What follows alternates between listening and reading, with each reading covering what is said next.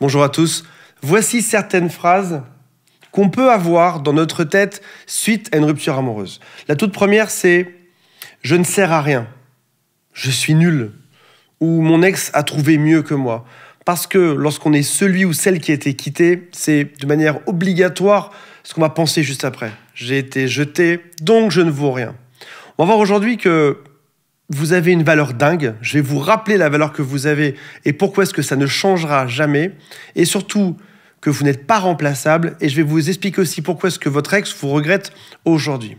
Lorsqu'on se fait quitter par quelqu'un, il y a en gros ce type de pensée qui est dual. La première, elle est sur moi, elle est « je ne trouverai plus jamais personne, ma valeur est nulle », même quitte à aller juste plus loin que ça, c'est à se dire « la relation dans laquelle j'étais était fausse, je n'ai jamais été aimé » ou « il a abusé de moi tout le temps ». On réécrit l'histoire de manière totalement différente dans une version où on va se dévaloriser. Ça, c'est pour nous. Et de l'autre côté, par contre, comme l'autre est parti, nous, notre valeur baisse dans notre tête. Notre valeur baisse et dans notre tête, sa valeur monte. Et on se dit, lui, sa valeur, ou elle, sa valeur est énorme. Il va retrouver quelqu'un rapidement. Il est génial. Et je rêverais juste d'une chose dans ma tête. Et dites-moi si c'est vrai en commentaire ou pas. Je rêverais d'être une toute nouvelle personne pour pouvoir séduire cet homme et qu'on recommence quelque chose ensemble. On va parler de ça aujourd'hui. Avant de démarrer, si vous le souhaitez, abonnez-vous à cette chaîne. Il y a aussi un quiz qui s'appelle « Quelles sont mes chances de récupérer mon ex ?» Et toute mon équipe et moi-même sommes présents pour vous répondre au téléphone. Il y a un lien qui est juste sous cette vidéo. Commençons par ta valeur. Ta valeur, elle est énorme. Et au passage, la relation que vous avez eue ensemble, elle est unique. C'est-à-dire qu'en gros, votre quotidien, vos fous rires, vos expériences de vie, vos relations intimes, vos voyages, vos soirées, tout ce que vous avez vécu ensemble, votre relation, il ne l'aura avec personne d'autre. Donc il n'y a même pas de jalousie à avoir vis-à-vis de quelqu'un d'autre. La relation telle qu'elle a existé, elle a été unique. On parle de deux personnes uniques qui vont créer une connexion, une relation ensemble qui n'aura rien à voir avec aucune autre. Même dans les relations intimes, même dans la façon de parler, même dans les sorties, vous avez été unique dans sa vie. Personne d'autre que vous n'aura la même complicité avec cette personne-là. Ils ne peuvent pas avoir cette même relation avec quelqu'un d'autre, simplement parce que deux personnes créent quelque chose qui est forcément unique. Et si toi, aujourd'hui, ça te semble normal de te dire on a vécu quelque chose de normal et de naturel, ce ne sera pas du tout le cas avec quelqu'un d'autre. Des gens bien, il n'y en a vraiment pas tant que ça sur la planète. Vous en faites partie, vous n'êtes vraiment pas très nombreux là-dedans.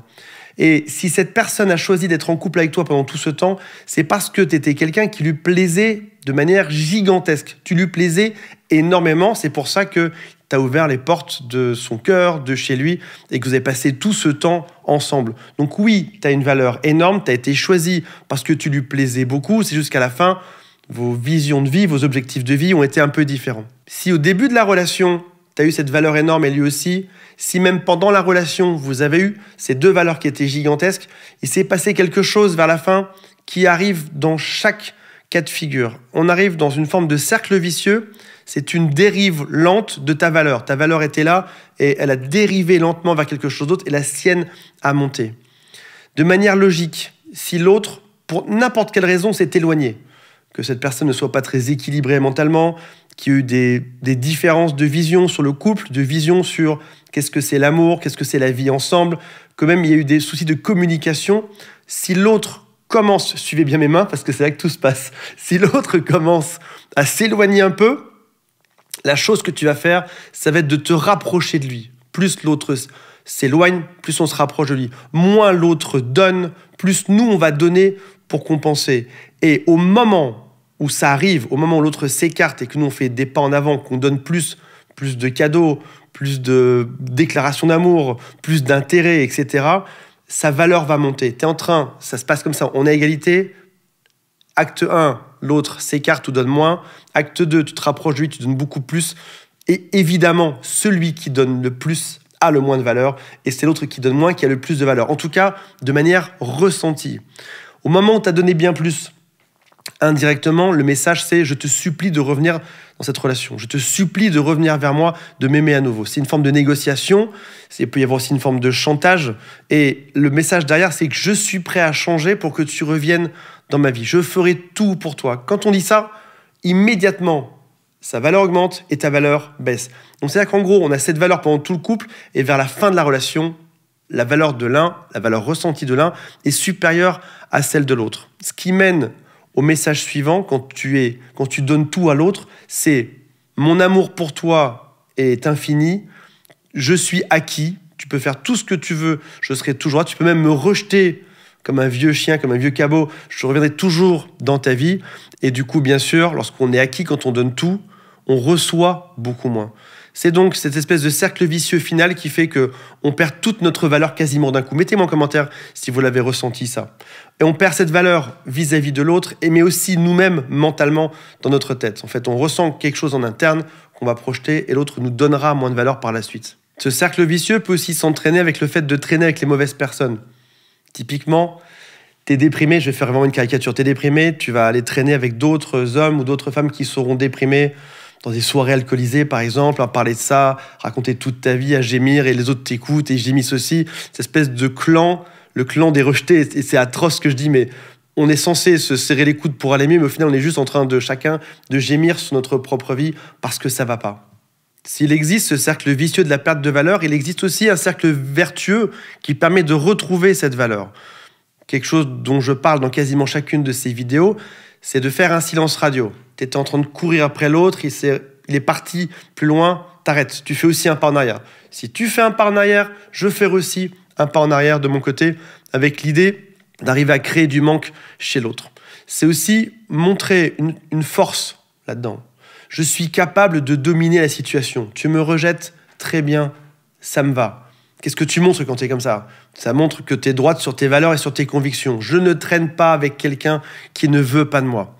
Et surtout, je vais prendre mon temps là-dedans. Donc en gros, je vais faire un silence radio et je vais prendre mon temps pour réfléchir à qu'est-ce qui s'est passé de positif dans ce couple-là et qu'est-ce qui s'est passé de négatif. La plus grosse erreur, la première grosse erreur dans une conquête amoureuse, c'est de s'empresser à vite corriger ce qu'on nous reproche ou à vite courir après l'autre.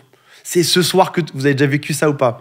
Je suis sûr qu'elle va aller draguer quelqu'un d'autre ou qu'il va aller draguer quelqu'un d'autre. Je dois tout lui prouver ce soir. Ce samedi soir, je dois tout faire. Je vais aller en battre chez elle ou chez lui, je vais sonner à sa porte, je vais appeler tout le monde parce que je dois vite réparer ça avant que ça ne s'empire. C'est une erreur magistrale. Tu dois faire un silence radio et prendre ton temps. Le temps est ton allié dans la reconquête amoureuse. Tu dois aussi lui laisser du temps de voir ce qu'il y a sur le marché. Tu pensais que j'étais pas une bonne personne, tu penses que je suis pas une femme de valeur, tu penses qu'il y en a d'autres qui sont là-bas qui sont mieux ou que je suis pas un homme de valeur. Va voir le marché. Inscris-toi sur les sites de rencontres, sur les applications de rencontres et va voir ce qu'il existe. Et tu vas découvrir quelle est ma valeur. C'est ça le message que tu vas lui envoyer. Vas-y, va voir sur le marché. Je suis une personne rare. Je suis une personne de valeur et il est compliqué de me remplacer. C'est difficile de te remplacer des mois, voire même des années après. Il y a plein de choses qu'il a prises pour acquises chez vous. Se dire, si ça se passe comme ça avec elle, c'est que c'est normal. C'est que tout le monde est comme ça. Non, vous étiez comme ça parce que vous aviez de la valeur.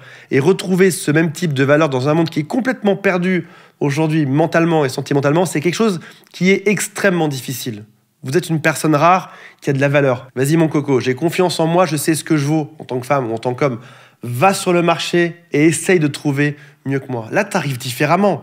T'es pas cette espèce de petite chose craintive en train de supplier d'être acquise. Non, tu te poses en vraie femme ou en vrai homme. Je gère la situation. Tu penses qu'il y a mieux ailleurs? Vas-y, fonce, trouve-toi quelqu'un d'autre. Pendant des mois et des années, ils vont se rappeler de votre relation, de tout ce que vous aviez de bien là-dedans. Et ça va les hanter. Vous étiez une personne qui était super bien.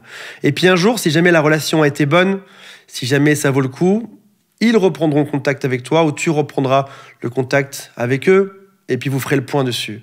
Mais tu vas arriver avec une stature qui sera une stature intelligente. On n'est pas dans simuler faussement du manque avec des stratégies de manipulation. On est sur « voici ce que je veux sur Terre, voici quelle personne je suis et voici à quoi j'estime avoir le droit ». On te traite de la manière dont tu estimes que tu peux être traité. Si tu estimes que tu dois être bien traité, ces personnes sont peut-être la bonne si elles acceptent de bien se comporter avec toi. Cette dernière phrase n'est pas très bonne, on dirait une citation à Jean-Claude Van Damme. Je la recommence. On te traitera de la manière dont tu estimes qu'on doit te traiter. Donc en gros, soit il revient et il te dit je suis la bonne personne, je vais faire des efforts, je te traiterai bien. Ou alors si jamais ils veulent te traiter mal, qu'il aille traiter mal quelqu'un d'autre. Voilà, là c'est un peu plus français. Voilà mes amis. Il y a le quiz en dessous qui s'appelle « Quelles sont mes chances de récupérer mon ex ?» C'est juste sous cette vidéo. Et aussi toute mon équipe qui vous attend et moi-même avec un lien pour prendre contact. Parce qu'il y a des angles morts dans notre psychologie qu'on ne peut pas voir nous-mêmes. Si on avait pu savoir nous-mêmes quels étaient nos défauts, on n'aurait pas eu de problème de couple, on les aurait vus. Donc il faut toujours une autre personne, une tierce personne pour nous montrer qu'est-ce qu'il y a à travailler, comment faire pour avancer, comment faire pour augmenter ses chances de reconquête amoureuse. Salut à tous, bye.